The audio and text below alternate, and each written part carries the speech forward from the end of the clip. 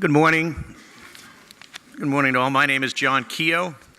I'm a partner with the law firm Clyde & Co. here in New York. It's a global law firm. We specialize in maritime and shipping, and I am the co-head of the firm's North American practice on shipping, trade, and commodities. We have an exciting panel here to address all of those issues you've been wondering about on IMO 2020 in this roundtable. Is it disruption? Is it opportunity? Is there a green vision, or is it a safety hazard waiting to happen? I'd like to introduce first briefly our distinguished panelists. To my left immediately is Joe Hughes, Chairman and CEO of the American Club. Next to him is John LaRese, Technical Liaison Manager for ExxonMobil Marine Fuels. Next to him we have Mr. Ioannis Zafirakis, the Director, Chief Strategy Officer, and Secretary of Diana Shipping. Next to him we have Mr. Frederick Kenney, Director of Legal and External Affairs of the IMO. Then we have Mr. Hamish Norton, who is President of Star Bulk Carriers. And on the far end was Mr. Roger Holm, the Marine Business President and CEO of Wartsila. Let me start off, please, if I could, with John LaRese. John, could you give us just a brief sketch of what this 0.5% sulfur cap means, and what are the main concerns that ExxonMobil see in regard to the potential consequences? Sure, John. I think we're facing an unprecedented change in our industry. And we're going to move from a fuel procurement to a fuel management situation, and both shoreside and on board the vessel. And when I talk about management, purchasers who go out and buy the fuel, the bunkers, and again, whether it's vessel owner operators or time charterers, going to have to start having discussions with their trusted fuel supplier. And I emphasize the word trusted. It doesn't matter what your fuel of choice is, whether you choose a compliant 0.5% fuel, scrubbers, high sulfur fuel, a gas oil, or maybe a niche market, LPG, any of the other type of fuels that are available out there. You need to start having that discussion. Look for where you need fuels for your particular ship. One of the things we know is there's a lot of different choices out there. The shipping company that picks the right choice for their particular vessels, not their fleet, but individual vessels for trading pattern and type, they pick the right fuel, they will win. The companies that pick the wrong fuel are going to struggle. So they need to have these discussions now and start talking about sourcing that fuel where they need it. One of the concerns is things are going to be changing in the future. So are the fuels you need going to be available in the ports you want? Look at term contracts versus spot markets, at least for the first part of 2020. And then also we have to talk about the vessels, right? You need a switchover plan. How is the vessel going to get from 3.5% sulfur fuel, get their tanks clean, so January 1st, 2020, they will be compliant? When port state officers come on board, they're not going to face fines, captains hauled off to jail, or the vessels impounded. Additionally, changeover. What are we seeing in the market out there? With the 600 or so refineries, all the different fuel suppliers, the opportunistic blenders, there is going to be a lot of different types of fuels. Right now in the market, we see about 1/2% of all deliveries have compatibility problems. With all these new types of fuels, we know that will go up. Vessel operators, the engineers on board, need to come up with procedures and plans to keep these different types of fuels separate, because you don't know whether they're going to be compatible or they will cause problems on board. Shoreside personnel that are purchasing the fuel need to get some kind of information of what type of fuel it is. Not only does it just meet the specification, the ISO 8217, but what type of viscosity? Is it paraffinic? Is it aromatic? get this information to the engineers on board so they know what to do and how to manage. They need procedures in place. And of course, lastly, emergency procedures. If they do run into problems, what do they do? How do they manage? Can they change over to a gas oil in an emergency and keep the propeller turning and the lights on? These are just a few of the challenges that we in the industry face and have to work together to solve the problem. Thanks, John. Hamish, what are your main concerns with the upcoming IMO regulation as a vessel operator? Well, we have decided as a company to put scrubbers on our whole fleet. So our main concern as a company is making sure we have access to 3.5% sulfur fuel after 2020, when relatively fewer people are going to be using that fuel. But since the refining industry seems to be about to have a significant excess of that fuel, we're frankly not that concerned with availability. We are making inquiries, as John LaRese suggested was a good idea, among our suppliers to make sure we know where to get it, but we think we'll be able to get it.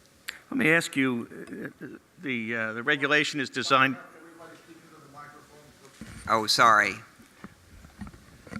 Let me ask you, the regulation is designed to improve air quality and remove emissions from the air. Don't scrubbers, picking up on what Keough was talking about, don't scrubbers put the pollution back into the sea? What is your reaction to that? Well, the IMO 2020 regulation was designed to remove sulfur from the air. And sulfur is a noxious pollutant in the air. But interestingly enough, sulfur is not a pollutant in the ocean. In fact, if you let the sulfur in the ocean basically settle out in a layer, it would make a layer 5 feet thick around the world's oceans. If you added the sulfur from all of the known oil and gas reserves in the world, it would add a layer about as thick as a sheet of paper. A thin sheet of paper. Sulfur is just not a pollutant in the water. The water that a scrubber sucks up from the ocean has 10 times as much sulfur as the sulfur that is added by that scrubber. And in fact, the scrubber is adding less sulfur per liter of water than is in Pellegrino water. Now, there are other pollutants that come from burning heavy fuel oil or compliant fuel. There are polycyclic aromatic hydrocarbons, there are heavy metals. But frankly, if you don't use a scrubber, those pollutants go in the air and then settle out into the water. If you use a scrubber, those pollutants go straight into the water. But the level of pollutants is small enough that frankly, the DNVGL ran a study with Carnival and found that the water coming out of scrubbers is meeting World Health Organization drinking water standards, except for the fact, of course, that it's salt water. Ioannis, what are your views on scrubbers and on the IMO regulation? What concerns you? First of all, let me start by saying that the IMO regulation is certainly towards the right direction as regards the protection of the environment, and it is something that should go into our culture as ship owners and I'm talking about every ship owner. And we're certainly not opposed to that. What we do not understand is how someone is making a profit with this regulation, and how can he do that? It's something completely out of our business to try and make profit with the differences in the price of oil, because this is not our line of business to know. Certainly, everyone has the right to take an extra risk for an extra return by investing in scrubbers, but we are here to comply 100% by using the appropriate fuel, and we do not consider that risk of investment in scrubbers to be to have the risk-reward ratio that we want to have as a company in order to increase our earnings. Certainly, we are not here trying to persuade anyone not to install scrubbers or to install scrubbers. What we are saying is that we do not understand why people that they want to install scrubbers, they are so vocal about it. Actually, I do understand. The reason why they are very vocal is because they don't have the critical mass in order for the price difference between the high sulfur and the low sulfur fuel to be such in order for them to make sense for the investment that they have made. We are at this point right now, and this is why you are hearing the companies that they are installing scrubber being very vocal about it, how nice it is and how much money they're going to be making. It is the first time that they are revealing secrets in order to make money. Actually, I would second what Ioannis says. Anybody who tells you that scrubbers are a bad investment, listen to that person. Nobody should install a scrubber. You have not reached that point yet to say that. Reach that point and then you can say that. Joe Hughes, the marine insurance perspective, what are your main concerns at the American Club with the upcoming regulation, and how are you anticipating that? Well, I think, thank you, John. Actually, I was very interested in those statistics that Hamish mentioned in regard to seawater coming into the scrubber system, having more sulfur in it than that going back into the ocean. That's very interesting. Actually, although all this stuff, you understand, ladies and gentlemen, is way beyond my pay grade, there was an article in the Economist magazine within the last 12 months suggesting that this is altogether a bad idea in regard to low sulfur fuel, because sulfur in the air apparently has the effect of diminishing global warming, or so that particular article claimed. But that's a subject for another day. Now, talking about we simple hempen homespun types in the marine insurance business. Well, I think the attitude of marine underwriters in regard to the consequences of the changeover from January the 1st is one of wait and see. I think that there is potential, obviously, for claims to arise in consequence of improperly blended fuel, consequence of engine breakdowns, all this kind of thing that have been relatively well rehearsed in the industry for some time now. And they will in fact affect all marine underwriters one way or another, I suggest. Maybe not war risk underwriters, but certainly hull underwriters, underwriters of cargo risk, particularly as they might concern general average claims.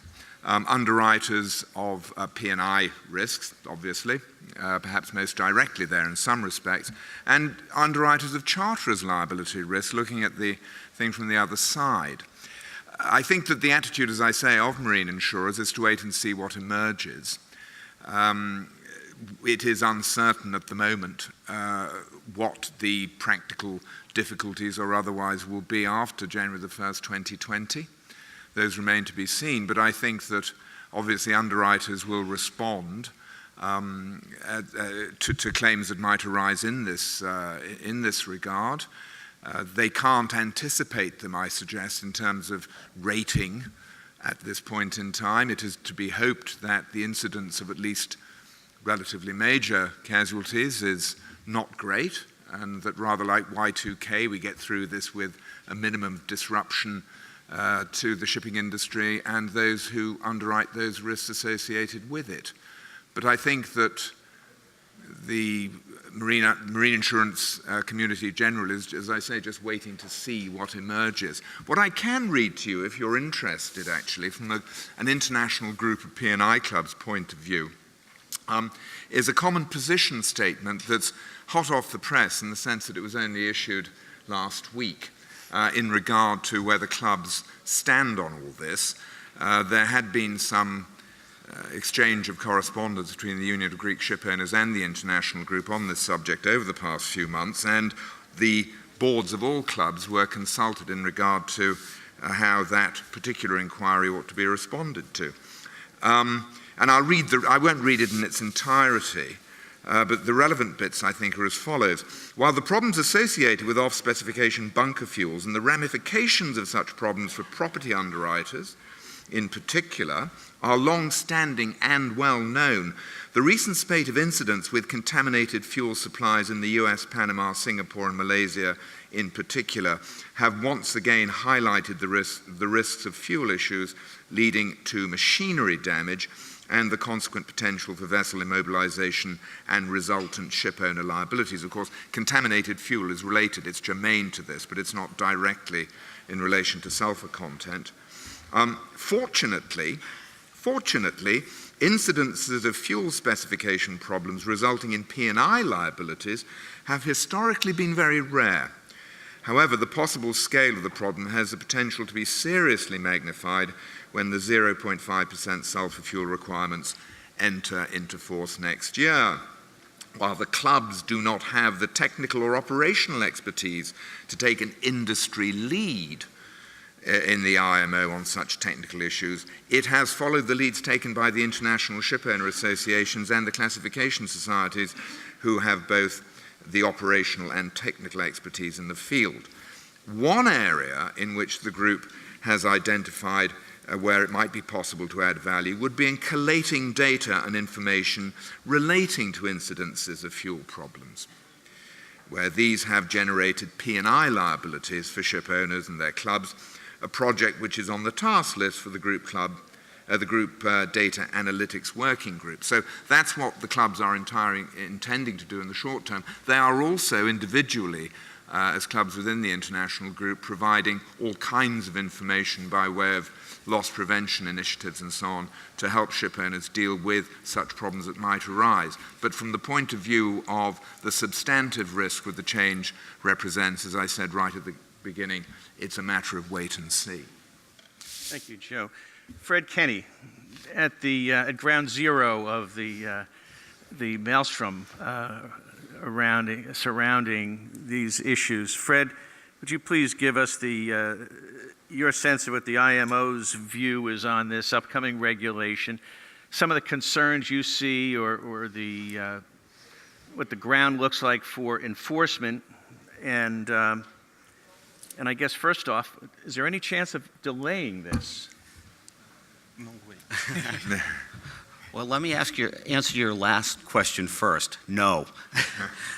There is no possible way that the sulfur cap won't come into effect on January 1st, 2020. I'll get more into that as I get into my comments, but the period from September 1st, 2019 to September 1st, 2020 is really going to be quite momentous for the IMO and for the industry, including ship owners, port states, and flag states in terms of implementing not just the 2020 sulfur cap, but the real raft of regulations that are coming online, which include the Ballast Water Convention fully coming into force, a huge number of amendments to the SOLAS Convention that will be entering into force on January 1st, 2020, the single window requirements of the Facilitation Convention, and last but certainly not least, the 2020 sulfur cap. So there are a lot of things that ship owners need to be considering in terms of their implementation strategies for this host of regulations that's coming online. There's a lot of things for flag states to be considering in terms of overseeing compliance and implementation. And then, of course, to your question, port states in terms of enforcement. So let me just talk a little bit about some of the things that are going on with the sulfur cap, and then I'll leave it to some of the other panelists to jump in on this. But the important thing to recognize regarding the 2020 sulfur cap regulation is that it is not just an environmental protection regulation. It is also a human health regulation. Not only is it going to be good for the planet, but it's estimated that the implementation of this regulation will save tens of thousands of lives around the world, particularly in port areas. So it's good for the planet, and it's good for the people on the planet as well. Certainly there are issues, and the IMO has been working very hard to develop implementation tools to assist ship owners, port states, and flag states in the implementation. So comprehensive guidelines on consistent implementation have been prepared by the Pollution Prevention and Response Subcommittee in February of this year, and we expect those will be adopted at the Marine Environment Protection Committee meeting that will occur next month. There have been guidelines developed regarding fuel quality assurance, and I think importantly, comprehensive guidelines on port state control. January 1st, 2020 is coming very quickly. When you look at the guidelines for port state control that have been finalized by the PPR subcommittee and we expect to be adopted by the MEPC, paragraph 2.6 of that regulation is significant, where it talks about the discretion of the port state control officers. And I think that's something that's I commend you to read, because while there are certain bright lines I think that port state control officers won't be able to cross with respect to enforcement, I think there certainly use of discretion in implementing the regulation is certainly there. I just wanted to comment on a couple of things that some of the other speakers have said. First, John's remark about making choices. I think that the time for that is now, because the choices are out there, and the time to really be thinking about that is now, if you haven't been doing it already. I think the IMO guidance that has been provided can be very helpful in that regard. And then second, with respect to scrubbers, there is a proposal to add a new item to the work program at the Marine Environment Protection Committee that was tabled by the EU countries, not by the EU itself, but by the EU countries, to take a look at the wastewater from open loop scrubbers, and to determine if any other measures are needed. While we've heard of some of the studies that have indicated that it's benign, there are others out there that reach a different conclusion. So there have been calls for literature review by the group of experts, expert scientists regarding marine pollution, or GAZAMP. I just mangled that name, but GAZAMP will be looking at the literature, and the IMO will be discussing it. But this is coming, and everyone needs to be prepared. Are there any exemptions or waivers that the IMO has been either authorizing or through port states supporting? Well, there is what's called the FONAR, or the finding of non-availability of compliant fuel. But the important thing to understand about the FONAR system is it is within the discretion of the port state, not the ship owner, to grant that finding of non-availability. Now, the criteria for the FONAR were updated by the PPR subcommittee in February to include some operational restrictions with respect to the carriage of compliant fuel, so that possibly could be a basis for getting a finding of non-availability. But again, it is up to the port state, and it is not something that a ship owner should rely on and just assume that they will be granted that. Thank you. Roger, by 2020, most ships will not have scrubbers installed, and they'll be forced to burn higher priced, low sulfur fuel. What are your views on high priced, perhaps inverted commas? High priced. You have to see that. Perhaps high priced. Yeah. Arguably high priced. What are your views on methods that ship owners can employ to help reduce costs, whether through analytics or other methods?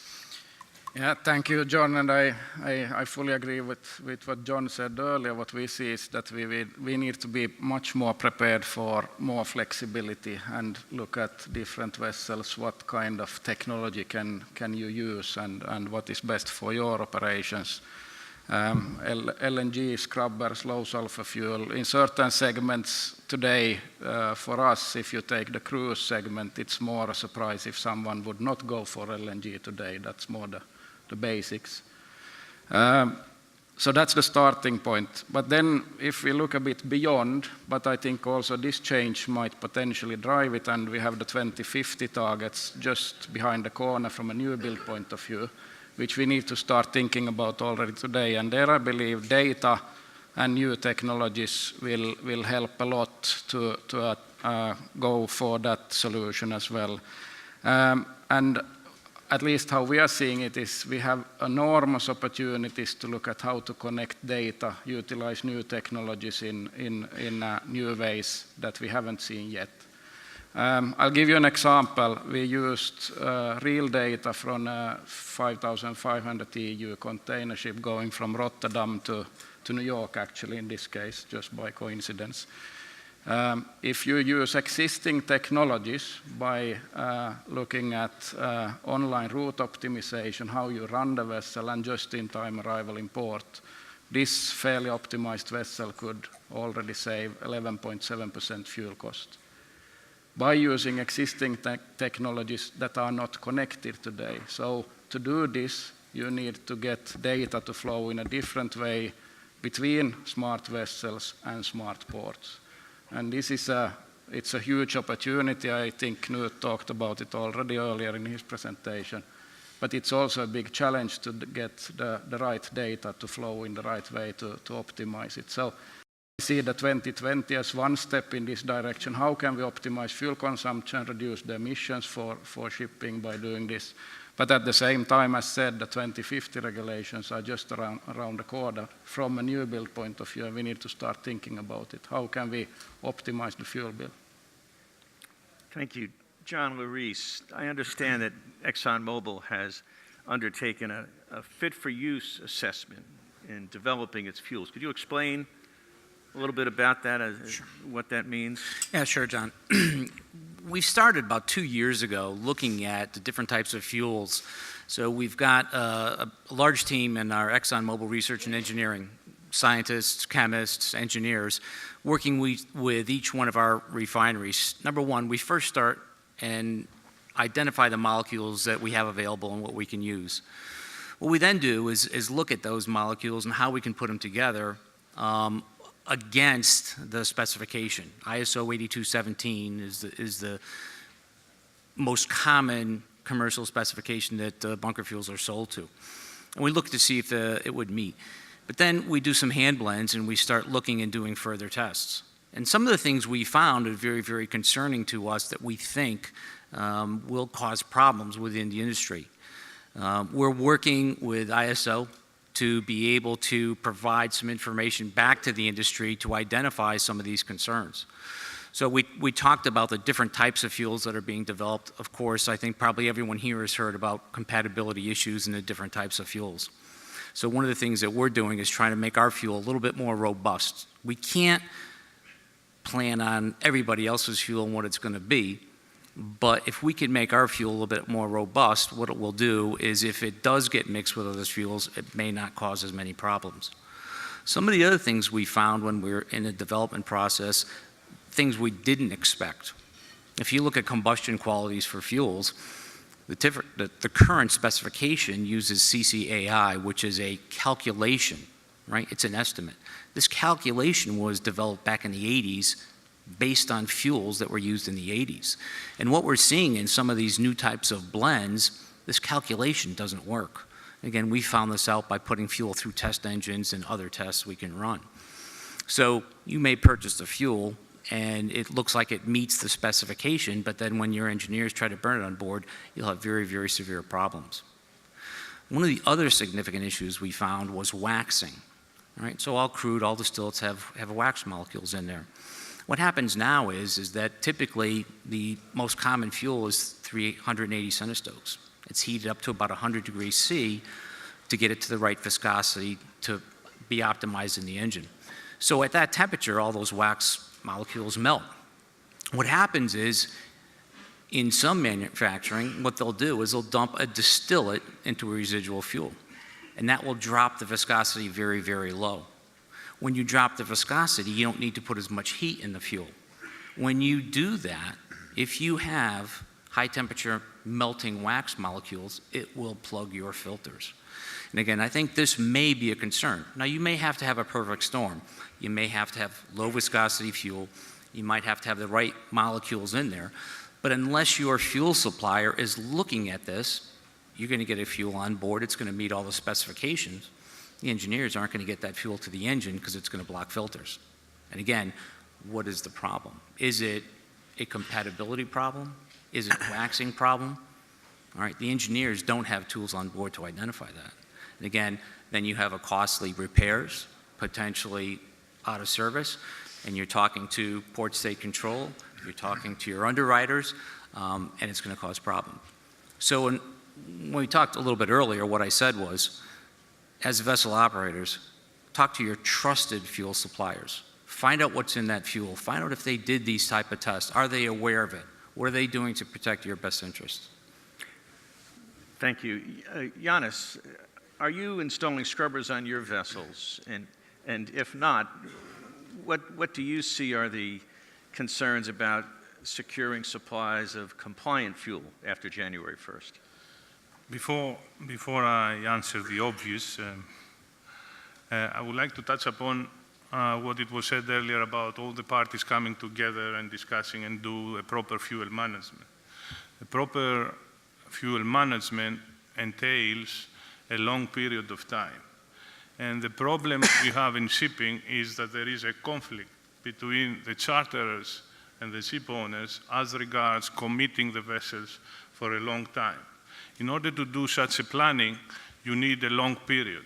And especially when you are at this part of the cycle where you are expecting the market to improve, you do not want to commit your vessel in any discussion or contract about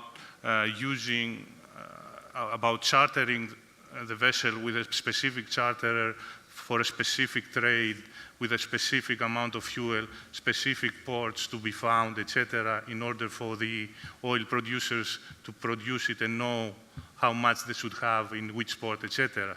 And because of this conflict and the inability to come into a decision, because the charterers and the ship owners, they want exactly the opposite thing. When the market is low, not to commit. The charterers want to commit. At the high part of the cycle, where everybody was going to be happy to commit a vessel for a long period and discuss the fuel that is going to be used, the charterers do not want to do that. And this is why you saw at the beginning a very big effort from the charterers to commit vessels for a long period, giving better rates, provided they use scrubbers, etc., but at this low part of the market. So you have a clear conflict deciding whether you want to make a profit from the trading of your vessels or making better results by having invested some money in a scrubber for a specific period. This is the main problem, and unfortunately, I'm afraid that the oil producers, they cannot come into a meaningful result as to what to produce and where to have the availability. And we think that at the end of the day, if there are not enough, what I was saying earlier, scrubbers installed, then it's going to be expensive for the oil majors to have high sulfur fuel all around the world for very few vessels that are going to be using it. It remains to be seen. And it is very unfortunate that we cannot come to a result in this type of discussions. I know that we can discuss, we can examine and review the data and see and come with an algorithm somewhere what is more appropriate for our vessels. But at the end of the day, I think that we are not capable of doing something like this. So you're not using scrubbers on your vessels? We are not investing in scrubbers, as we are not investing in windmills, in real estate. It's something out of our business. Hamish, do you have any thoughts on that topic? Well, I think Ioannis is correct. I think nobody should install a scrubber, especially nobody who isn't me.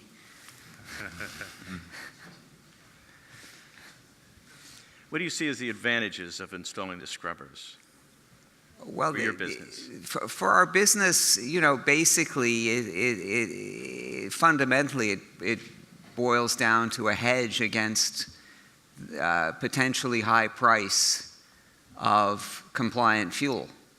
Nobody knows what the price of compliant fuel is going to be, and there's no point asking Exxon because they don't know any more than you or I.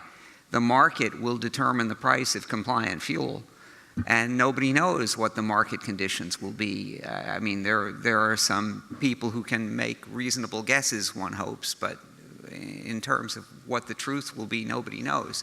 So the only way you can really hedge against that is to put in a scrubber that allows you to use residual fuel oil, which will always exist. Joe Hughes, from the marine insurer's perspective, are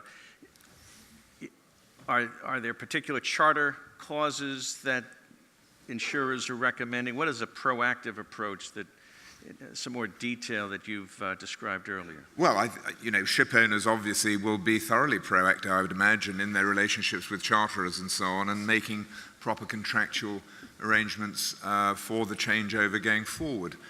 And there are plenty of institutions representing ship owners across the world that have issued loss prevention and, in fact, charter party guidance, legal guidance, including Clyde and Co, I don't doubt, in this particular respect.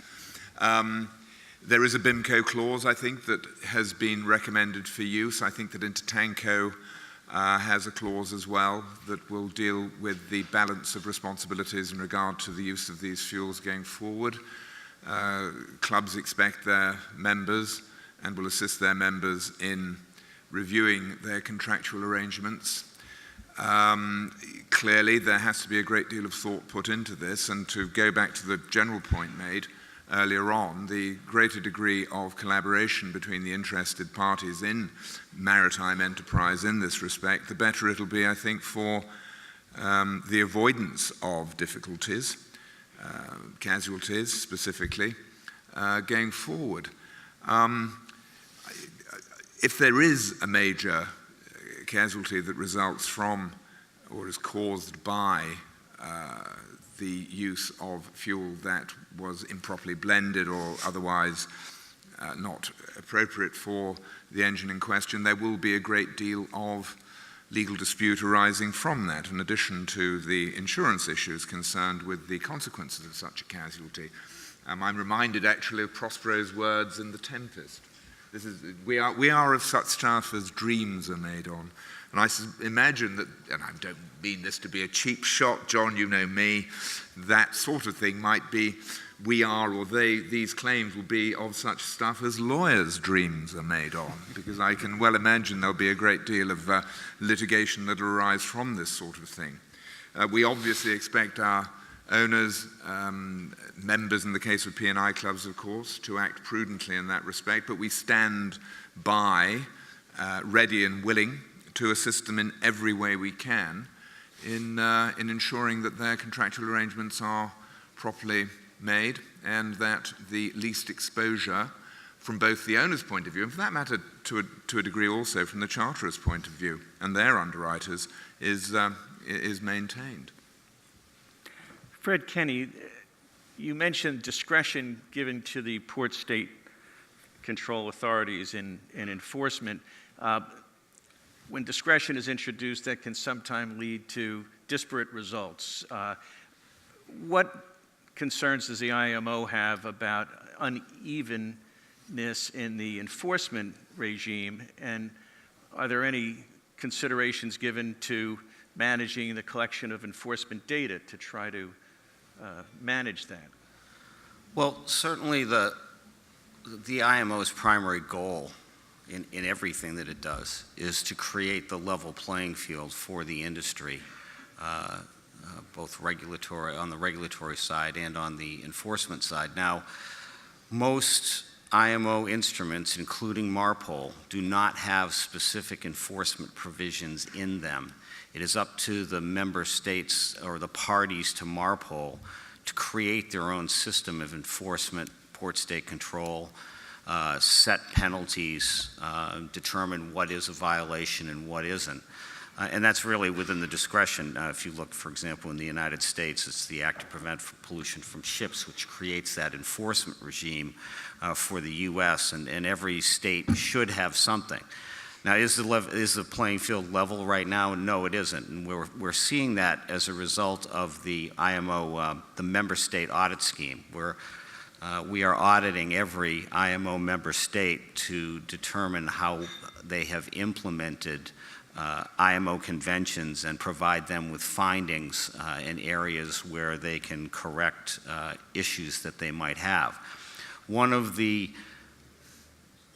or actually not one of, the greatest deficiency we're seeing, and the number one finding, is lack of domestic implementing legislation for IMO instruments, which may include an enforcement regime. So if you have a country that has a regime and one that doesn't, then you automatically have a level playing or unlevel playing field. And we're working very hard to correct that through our technical cooperation and capacity building programs.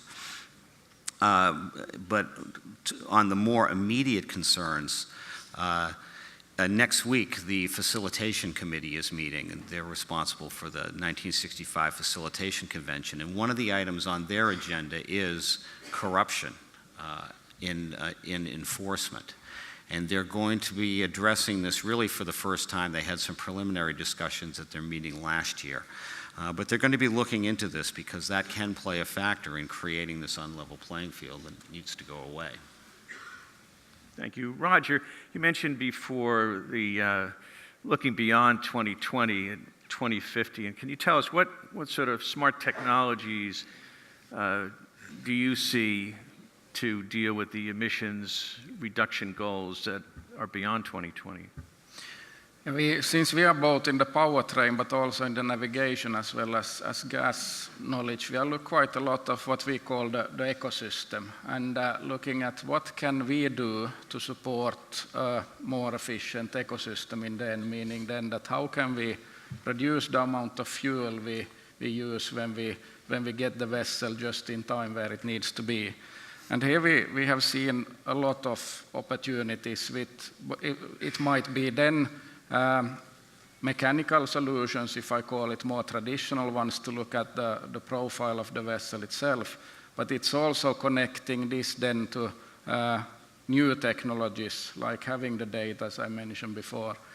And this starts from a fairly fragmented situation in the industry where we are not used to having data to move in between the different steps. And I mentioned earlier the examples we had. We have other examples where we have simulated this data, where we have seen even higher fuel savings. But the point here is that this is not something we can do alone, or we can do with one owner or one port only. It needs to be something where you lift it up in a broader context and see that how can we do much more together, because the analysis we have done, and it's different in different segments, but the opportunity is definitely there. We still waste too much fuel in different parts of the operations, not because someone is doing it by purpose, but because we are so fragmented. And if we can lift up this fragmentation and look at how we can get that cooperation more to flow, we have seen already that we can take big steps. And to look at then the 2050, this is just one part of it. This will be a double-digit percentage part of it that we have seen so far. It will be a combination of different kind of fuels. I think John mentioned it already earlier. We will see much more different kind of options. We will see hybrid installations in certain segments. But we need to remember that from an LNG point of view, I think we had the first non-LNG carrier running on LNG 2020, and we have a penetration of the fleet today which is less than 1%, but hugely increasing as we speak. So whatever we do for the 2050 regulations, we need to look at the whole distribution chain and what is already available today, and then combine different kind of things. And I agree fully with what Hamish said before.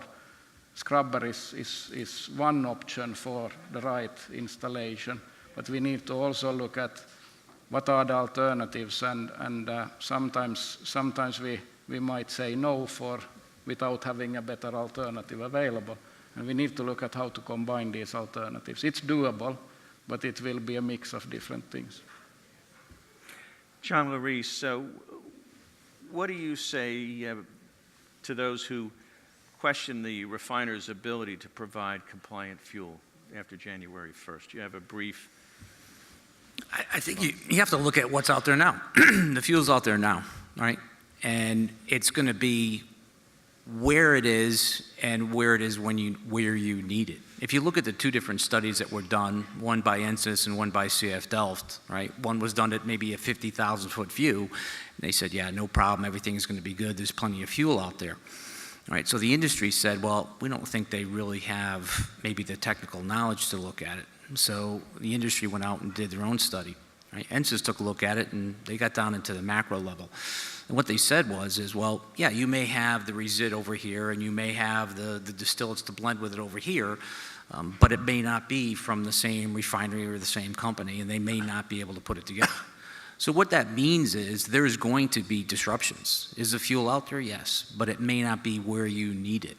So if you go into a location, you may have to go with a distillate for compliant fuel or a 0.5. Again, this is really, really key. Talk to your supplier what type of fuel you're looking for and also where you need it. Start having that discussions now if you already haven't done it to make sure you lock in your supply so you don't run into problems. And again, you know, as we heard from our colleague here from the IMO side, port state control, you know, may not give you a 499 and issue that. And then you're really, really in trouble. You know, is your vessel going to be seized, arrested because you're not compliant, because there was an opportunity for you to take fuel, but you didn't have any type of agreement with that supplier? Or is it going to be very, very costly to buy that fuel because you didn't have any long-term agreement and you have no other choice? So again, planning and what you know now will help you succeed to meet the requirements of 2020. A brief last remark, Fred Kenney. Any last remarks on Well, I just, crowd and what to expect? I would just reiterate what I said to start off. It's going to be the next 18 months is going to be probably one of the busiest times for implementation of IMO regulations in recent history and maybe ever. And the industry, the flag states, and the port states all need to be prepared. I think we have a few minutes left if anyone has any questions for the panel.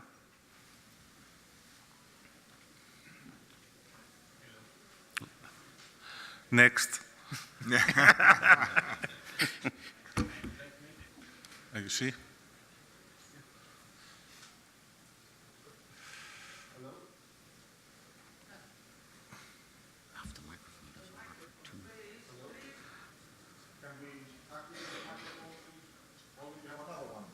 But none of them work. That one works. Yeah. Oh, Hello? that works now.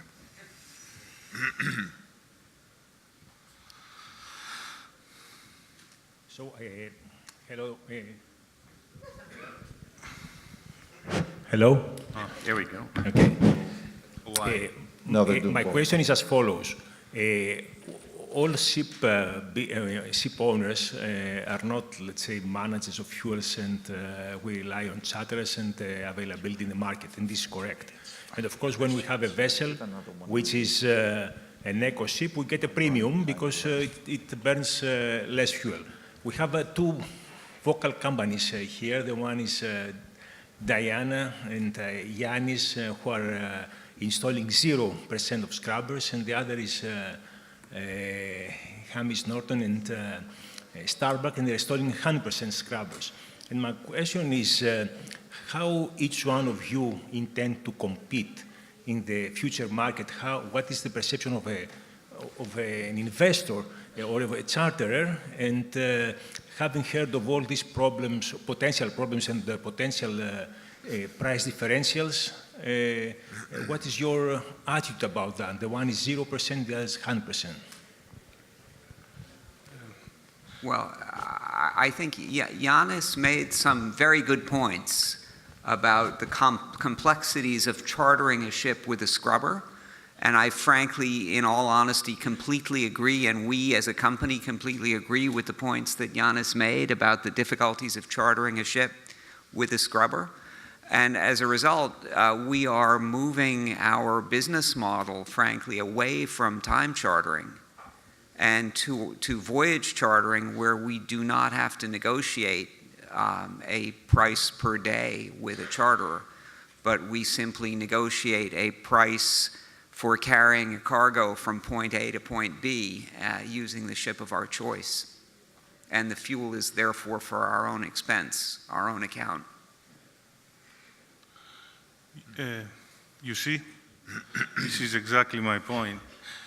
You have companies changing their entire chartering policy in order to make a 20% return in the $200 million that they have invested. And they may lose money if the market goes the other way on their $3 billion investment of the vessels. We are not opposed to that. It's a matter of risk-reward ratio and what you want to do with your company.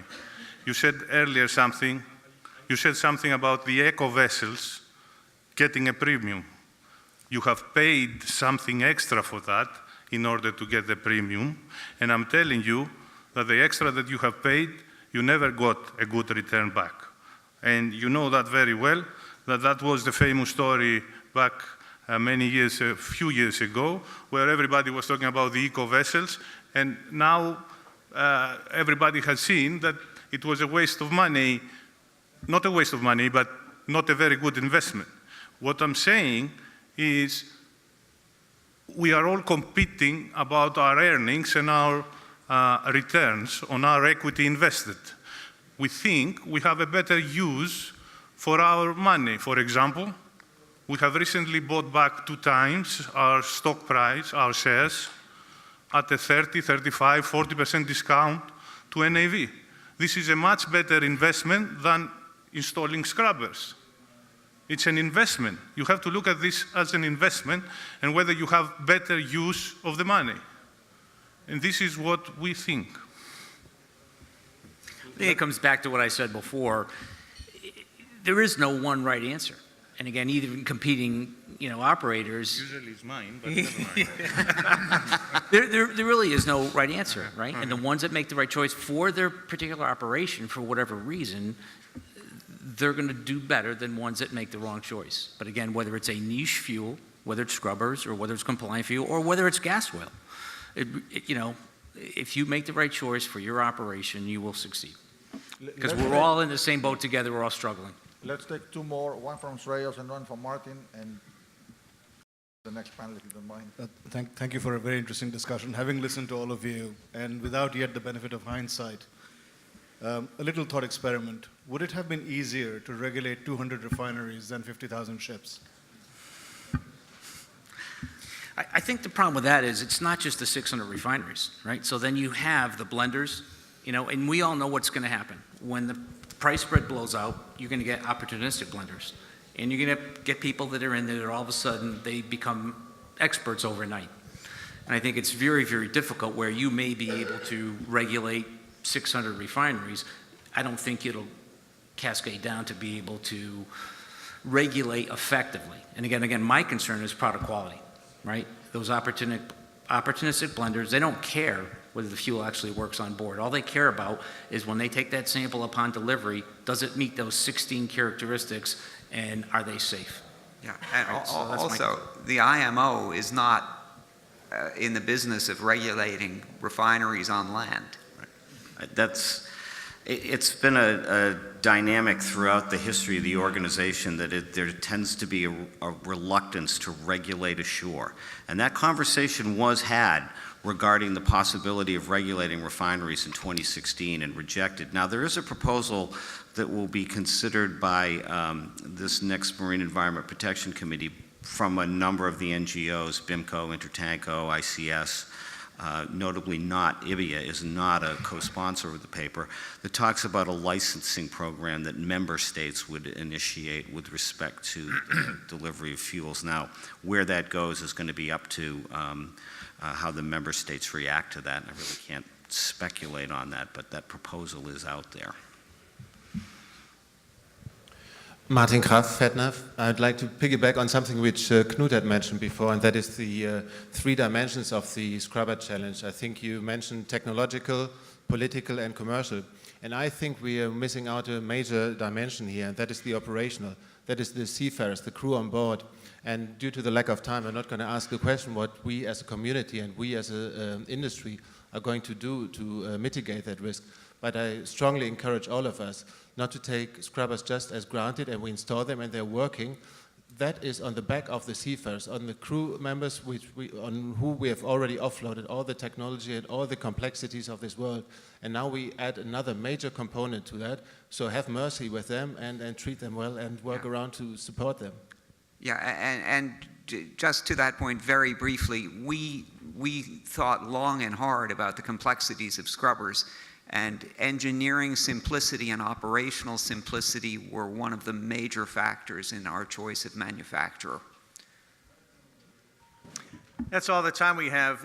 Thank you very much to our panelists, and thank you for your attention today.